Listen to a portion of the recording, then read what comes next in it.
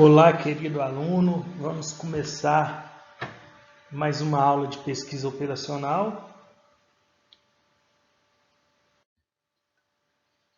Vamos falar um pouquinho de programação linear. Uma das técnicas mais utilizadas na abordagem de problemas em pesquisa operacional é a programação linear.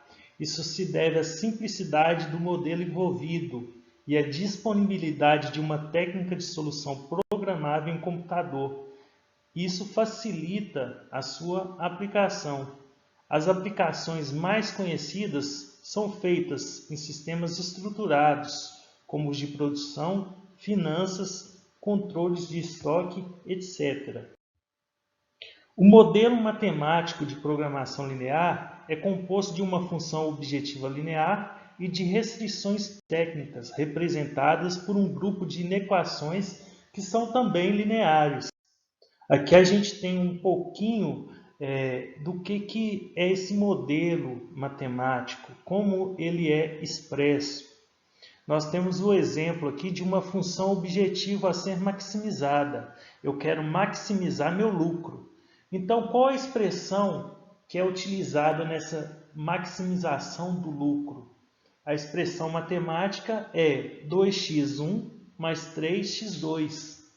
Então, a gente tem restrições. Quais são elas? Nós temos restrições técnicas e restrições de não negatividade.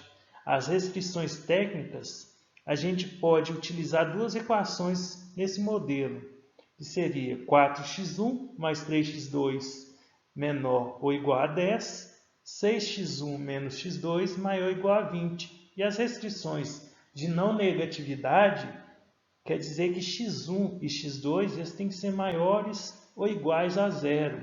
Eles têm que ser positivos.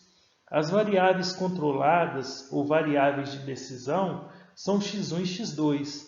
A função objetivo ou função e eficiência mede o desempenho do sistema. No caso, a capacidade de gerar lucro para cada solução apresentada. O objetivo é maximizar o lucro. As restrições garantem que essas soluções estão de acordo com as limitações técnicas impostas pelo sistema.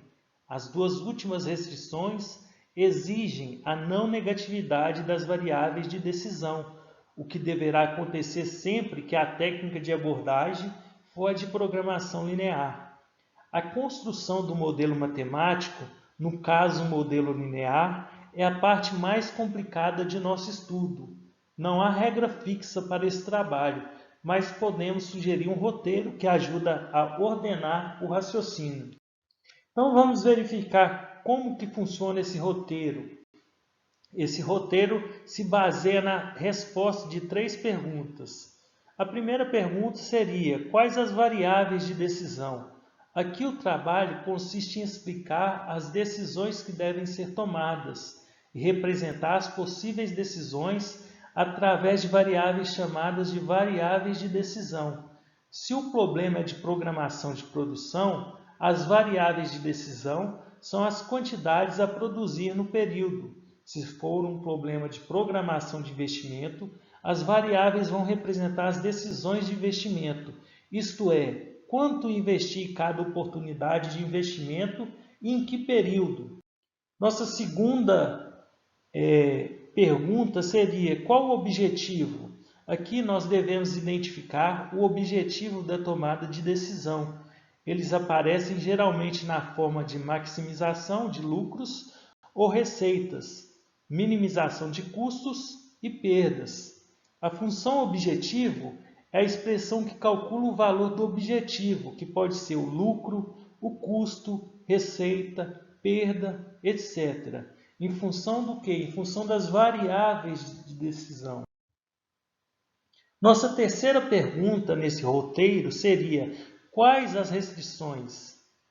Cada restrição imposta na descrição do sistema, ela deve ser expressa como uma relação linear de igualdade ou desigualdade, elaboradas com as variáveis de decisão.